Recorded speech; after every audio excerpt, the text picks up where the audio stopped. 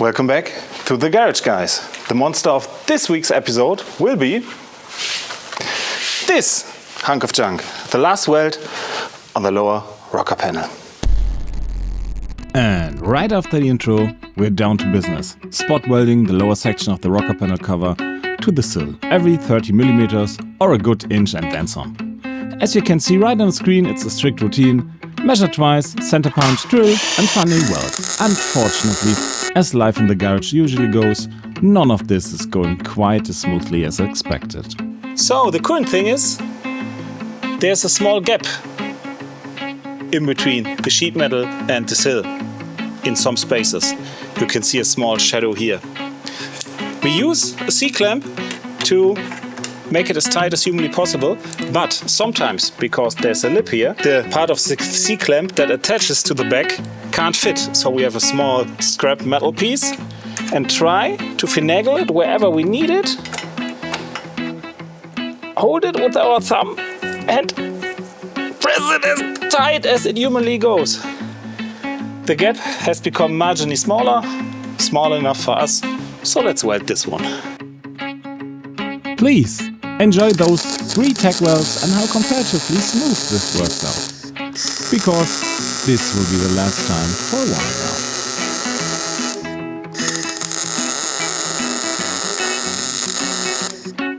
now. Guys, there's a slight issue. We already talked about the questionable fitment and questionable quality of these rocker panel covers. And now we have an additional problem. This bend here is not really supposed to be a bend. It should be more of an angle, so that we have a very flush sitting sill from the rocker panel on the real massive sill. That doesn't work everywhere. Here it did work after I did something I should not do and you shouldn't do. So between you and me, this has never happened.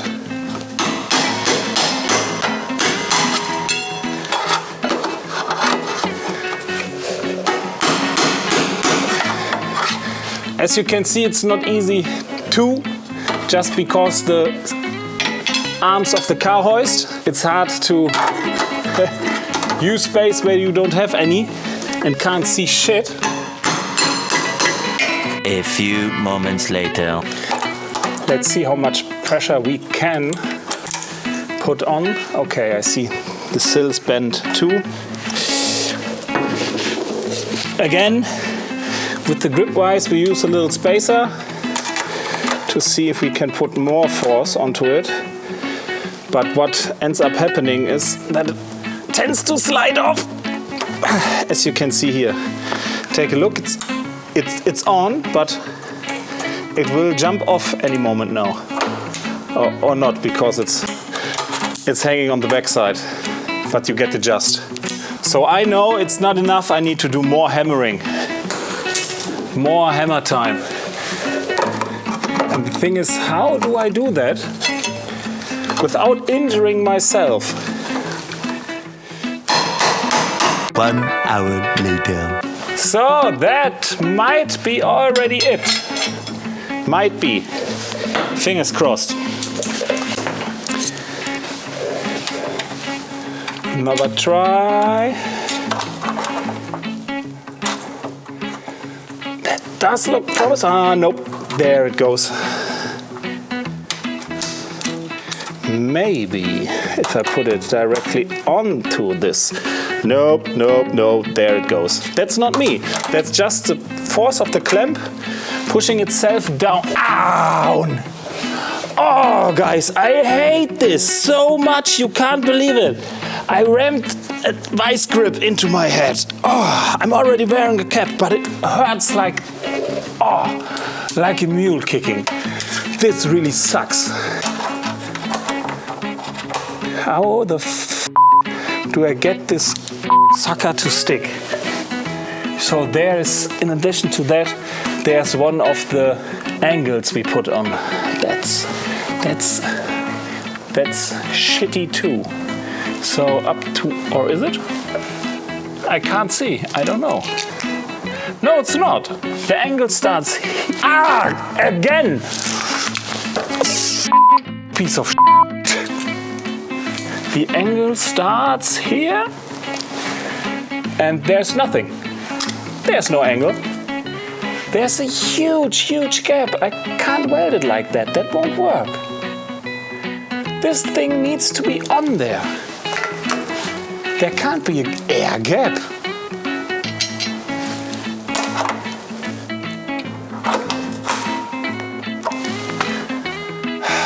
Guys, that won't work like that. We had a slight change of plan. In the beginning, our plan was to keep this little lip here bent inwards to have some guidance while aligning everything. Didn't work out. We can't use those vice grips and keep the lip original. So we now made a hybrid plan of both.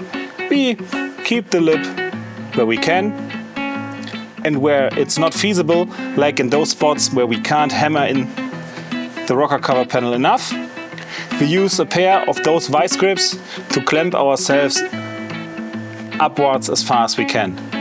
The other welding vice grip with a flat surface is nice, but those with a serrated surface, they really grip the metal.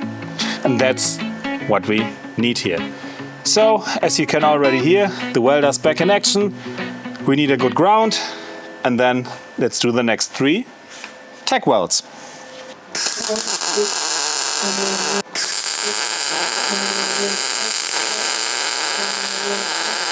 The next 3 are right on top of a bracket, so they are pretty much flush and no vice grip is needed. We can give it a little loft tap from down below.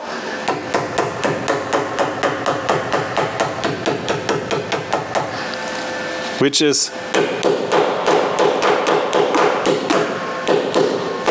something we will do later on anyway.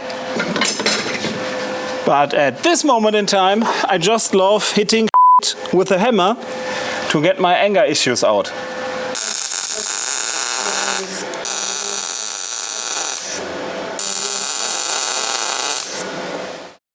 And after figuring out a lot of ways to not do it and negotiating one way with Karma and the universe to do it, we went into mass production, which, strangely enough, for mass production came to a sudden, unexpected stop. Well guys, at first it comes different, and second than you thought. Let me take you with me, guys. Let's squeeze around here and see where we are. That's all to be done, and right around there we are. We have done a considerable amount with varying success rates, but these spot welds are now all holding on tight, have enough penetration, and now we have our biggest enemy, the gap. Like I told you before, we have a little bit of issues with getting the rocker panel cover to fit. Let me zoom out to show you more. And from the inside you can see it even better. There's a gap that shouldn't be there. On the other side, there's a small gap too.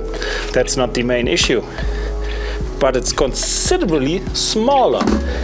And in addition to that, the gap starts down there somewhere and gets a little bit worse over here. And we need to get the gap fitting to right about there, where our replacement panel ends, and plus then some 10 centimeters or so. That's the main issue point and the main difficulty. Normally all our stuff is filmed during one evening, the one evening that Adrian and I can spare in our normal, regular and busy lives.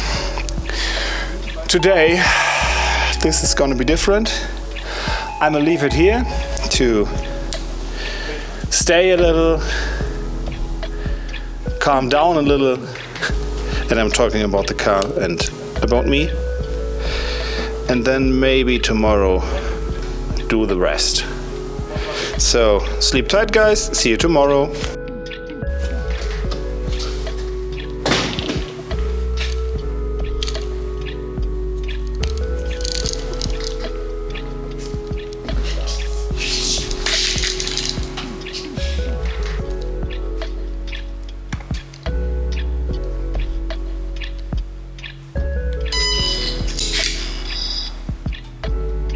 Welcome back and good morning, guys. Well, rather good evening, because I overslept just by a little bit. Welcome back to the garage. Today is day 2 of 1, and let's have a look at the sill. One might say yesterday, before leaving, Adrian and I had an epiphany. So the main issue still was that we couldn't get this part of the sill into a crease, into a corner, to give it a right angle, almost a right angle. The sill was very round. So we started clamping a piece of sheet metal, the one I yesterday used for hammering, underneath, and pushed the whole shebang up with the transmission jack. And as you can see, this does miraculously work. I did not expect it to work that good, but it does. And yeah, it sits pretty tight. In fact, this whole construction is so tight that in addition to putting the sill where it belongs, at least a little bit more, it does jack up the whole rear of the car. To me, that looked pretty much stable. How? This, on the other hand, not.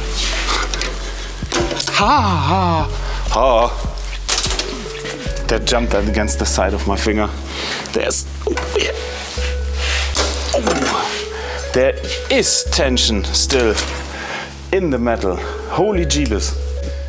I decided, amongst all the chaos, and although being almost done with the sills, I'm going to fabricate a small jig to help me.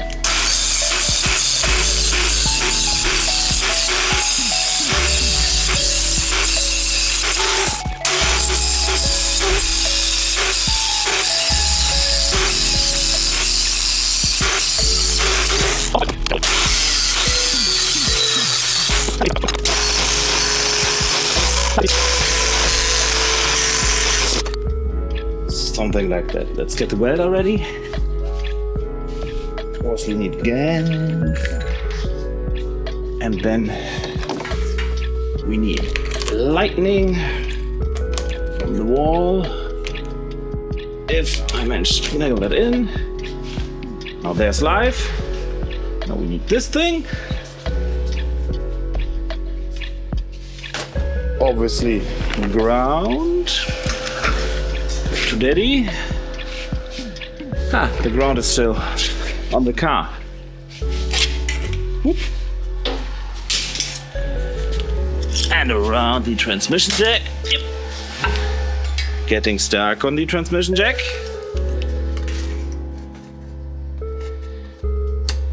Not disturbing anything there. Okay. Yeah, let's weld it.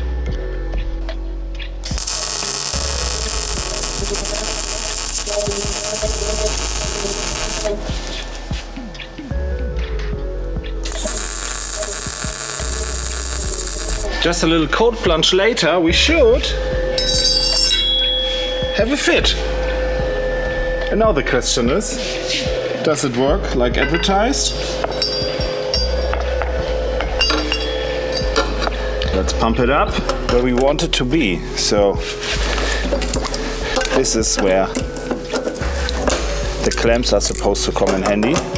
Not too tight, and that won't fit.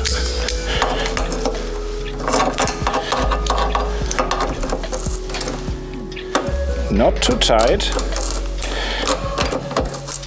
because this time we just want the support.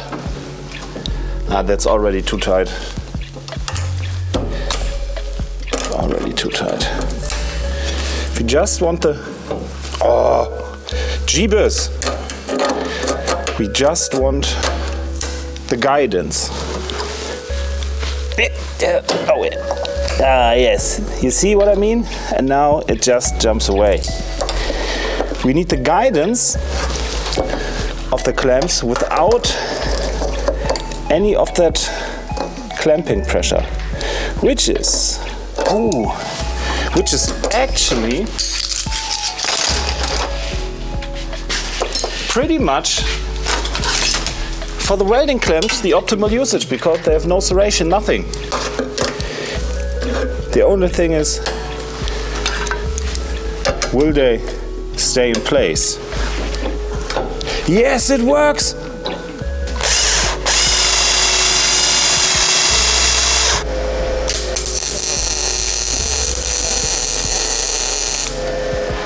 Now, let's go into mass production.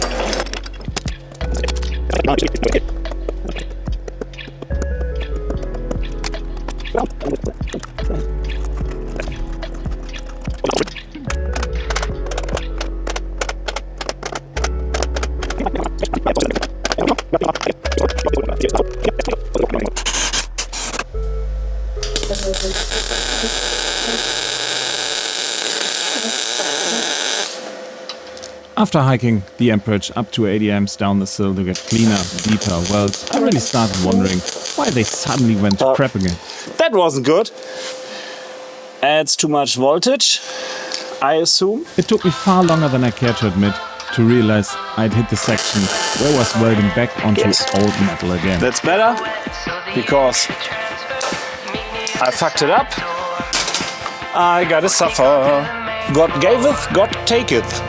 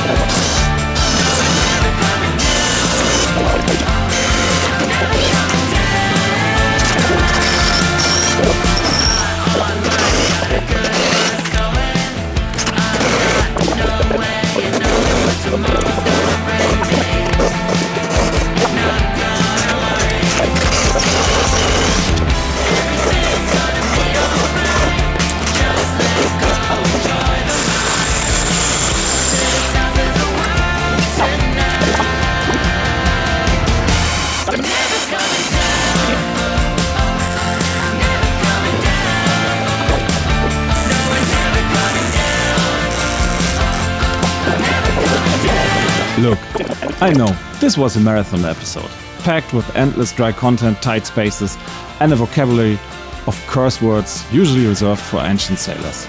But, as you can see, all the tech words are finally on there, holding strong. We survived the grind, the sill is solidly in place, and honestly, that's a massive win for the project. Thanks for sticking it out through the pain with us. Now, go grab a drink. And let's ride out the outro together. So, the rocker panel covers in, the welds on top and down below are done. Now, was all of this fun? I don't know, but at least I hope you guys had some fun watching this episode. And maybe I will see you guys next week to, I don't know, do something on the car. I have no plans. I didn't think about it. So, let it be a surprise for you and for me. Andreas out.